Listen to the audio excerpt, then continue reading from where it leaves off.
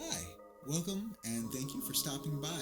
I'm super excited for the Switch 2, or whatever it's going to be called, and I'm sure you are too. I feel like I've had to rush to get this video out because I want to get my thoughts out there, but I kind of want to get them out there before Nintendo announces the system officially, and that's any day now, right? But I do have my reservations about maybe how successful I think the Switch 2 is going to be in the long run, if all the rumors and the purported leaks turn out to be true. But a lot of people are talking about the Switch 2, or whatever it ends up being called, being like even bigger than the Switch. And I just don't see that happening. I think that it's going to be more successful than, say, the Wii U, maybe even more so than the Nintendo 64 or the GameCube. But I don't think it's going to be as successful as the Switch was, or even as much as the Wii was. And I think I've got good reason to believe that. Now, the thing about both of those consoles is they fundamentally aren't upgrades from previous hardware. It's not a Super Nintendo. It's not a Wii U type of situation. It's something that dramatically makes it appealing to people who aren't necessarily interested in always having the latest gaming tech. Like people who maybe enjoy games, but they don't need the latest, greatest games to have fun. And that's where the problem rises. Because the Switch 2 being fundamentally similar to the Switch and not offering anything to entice people who are fine and satisfied with the Switch as is, that's going to be a really hard sell for them. And I think that a lot of people don't feel like they need more powerful hardware. Because that's the market that we're actually talking about here. That's the difference between a pretty good Nintendo console and one that just explodes with popularity.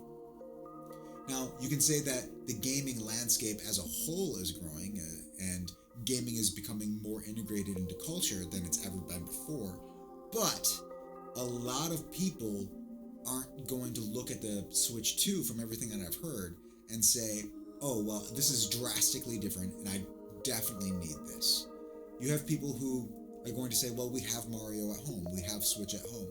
There are so many Mario games, there's so many Zelda games on the Switch, as is, just those two franchises, that a lot of people haven't played through them all. There are a lot of RPGs on the Switch, there's a lot of things to do on the Switch. A lot of people have hardly scratched the surface on that stuff, you know.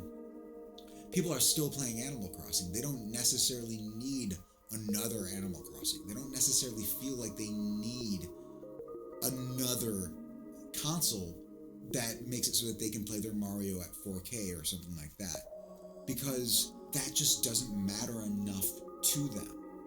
And I think that what we end up seeing is that the quote unquote casual market, it takes a longer period of time for them to say, okay, I'm ready to upgrade. A much longer period of time than even 8 years from the Switch to the Switch 2. You have to keep in mind that a lot of people who are in that casual market, they didn't get the Switch right away. You know, you can't think that they're just going to jump to the Switch 2 right away. You know, it's very rare that an immediate successor to a console that is just kind of more powerful, that it does as well. It happens. You look at like the Game Boy to the Game Boy Advance, because the Game Boy Color was kind of just like a side thing. I don't really consider it to be a full console in and of itself, even though it did have, you know, exclusive titles. And you're looking at the Game Boy that lasted for like a decade with hardware that was dated even when the Game Boy came out. And then you look at the Game Boy Advance as its successor, it looks night and day. Technically speaking, you could probably say that the Game Boy Advance is more powerful than a Super Nintendo. And then you have a Game Boy which struggled to do stuff that the NES could do. So you're jumping a huge leap. Anybody, like, you don't even have to know anything about the Game Boy versus the Game Boy Advance. Just the words, like, okay, which one is the Game Boy Advance? The one that's the advanced one? You could just look at screenshots from two random games from said consoles and easily be able to tell which one is which. I don't think we're going to get that with the Switch 2 from the Switch. I don't think they're going to be able to look at a screenshot from a Switch game and a Switch 2 game and be able to readily see the difference and to see why it's apparent that they need to upgrade. The people who are the real bread and butter of the success of the Switch are probably not even aware of things like the PlayStation Portal or the Steam Deck, and they probably wouldn't care if they were aware of those options, because they don't need their games to be in 4K. A singular game console that you can play as a family and also your kids can take with them on a road trip and things like that. Now that is appealing in and of itself. It doesn't need to be the most powerful console. It just needs to be able to do that and have some good games. And that's what the Switch is. A game console where you don't have to worry about the controls at all. And you can just kind of swing a remote. That works for a completely different market and demographic. And that is appealing and interesting. But that same market, that same demographic doesn't necessarily need more of that. I bet you for decades to come, you're going to see old Nintendo Wii's at, nursing homes and places like that. Those nursing homes aren't thinking to themselves, we need to upgrade our game consoles for the retirees that live with us. We're completely fine and satisfied with what we have already. It doesn't need to be the biggest, newest, flashiest thing. So when the difference is something that's minute, that is only going to appeal to hardcore gamers, that's not going to resonate with the greater market the same way that it is going to resonate with hardcore gamers. I think this is going to be another example of a console that is going to resonate with the core crowd. But if it's just going to be a more powerful Switch, then I think that Nintendo has an uphill battle if they want to recapture the market that they captured with the Switch. Because again, I don't think that people need to upgrade. The people that are the big difference. There are people like me who are just are passionate enough about it to talk about it like this. I got the Wii U. I thought it was amazing. But of course the Wii U wasn't going to be as successful as the Wii, right? Only the hardcore Nintendo fans were interested in it because the third-party games were better on the competitors' consoles. So the people who were really into gaming had the competitor consoles, which were doing things better, and only the Nintendo fans were going to stick around because the casual market was happy with what they already had, and the Nintendo fans were the ones that wanted to get more Nintendo. And so that's a console that was just for the Nintendo fan. I'm afraid that that could be the Switch 2. It's not really an upgrade in a way that feels significant for the average consumer, but the Nintendo fans, they're going to recognize it as an upgrade and they're going to want to get it. I think it's going to be more successful than the Wii U. And in part, I think what really hurt the Wii and really hurt the Wii U in a disproportionately bad way, it's hard to argue against the amount of shovelware and just bad games on the Wii. Anybody I know who owns a Wii, if I take a look at their Wii library, most of the games are the games that I would rank as probably a fail, a failing grade. Like if I was a review outlet, I would give the game a 5 out of 10 at best. People were frustrated with motion controls because motion controls weren't as good as they had initially hoped.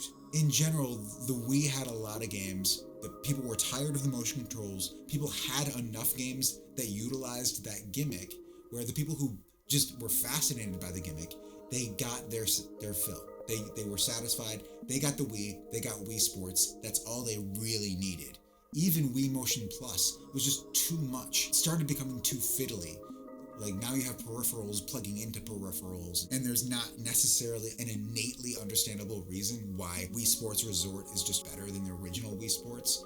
That wasn't plainly obvious. And so you didn't find the people who love Wii Sports also getting Wii Sports Resort. And I think that that's the key here with the Switch 2. Unless the Switch 2 does something that is truly revolutionary, that will get the attention of everyone, the way that the Wii did, the way that the original Switch did. If it's just going to be a more powerful Switch, then that's not going to be worthwhile for a lot of people for still years to come. The Switch has a huge library of really good games, and I think that is going to help the Switch too, but it also means that the people who are satisfied with what they already have, well, they're just going to play those games. They don't need to move on to anything new just yet. They don't need to be looking for the next new thing. They're satisfied with what they have. They don't need to just jump on the next tech craze. That's how I see things. I'm not sure if I'm going to be right about this. I think we still need to see maybe another 5 years at least. So we'll be halfway through the Switch 2's life, where you'll start to see people trickling in who were completely satisfied with the Switch for many more years than the hardcore fans are. The general public isn't thinking about Nintendo all the time. The general person that, is the bread and butter that made Animal Crossing such a smash hit in 2020, that made Breath of the Wild such a smash hit in 2017, those people are the make it or break it for how successful a Nintendo console is. I don't think they're ready for the next Nintendo console yet. I don't think that they feel, in general, that it's necessary to upgrade what they already have when they already have something that plays a lot of really good games. It doesn't need to be 4K 60 frames per second. They don't even know what those numbers mean, right?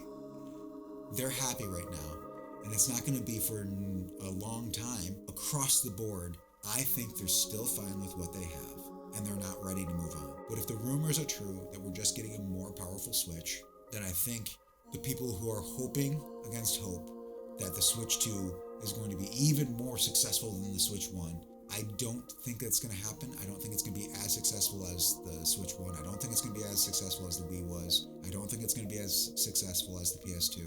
It's not enough to just offer up another portable gaming console that plugs into the same television that you already have your Switch plugged into. It's just not enough. But those are all just my thoughts, and I love to hear your thoughts. If you agree, if you disagree, if you think that the Switch 2 is fully capable of reaching the heights of the original Switch or even surpassing them, I would love that to be the case. I'm rooting for the Switch 2, but let me know in the comments below what you think. Thanks.